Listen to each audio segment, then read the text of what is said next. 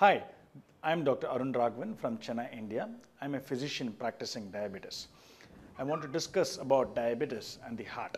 Diabetes, as you're all aware of, is a multi-system disorder. It has its impact on the heart, on the brain, on blood supply to the legs, on the kidney, eyes, etc. Now I'm going to focus more about the heart, mainly about preventing heart attacks. Diabetes itself is a risk factor for heart attacks. It is extremely essential to keep your diabetes under control. Go periodically for checkups. Keep your 3 months average, which is the HbA1c, under good control. I'm also going to discuss about the other risk factors contributing to heart attacks. The other risk factors are hypertension, increased cholesterol, lack of physical activity, smoking, alcohol intake, etc. So it is mandatory to keep your cholesterol, blood pressure under good control, regularly exercise, have salt restriction, as well as to deal with stress in better manner. With all these habits, you will be able to lead a healthier lifestyle.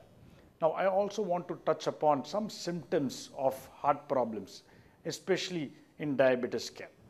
Diabetes can present with silent heart attacks, where a person cannot have any chest pain at all. It is extremely important to know this.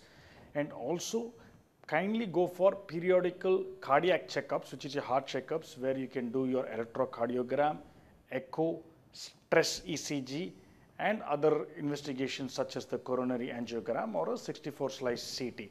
Now, let me discuss also about symptoms of heart diseases.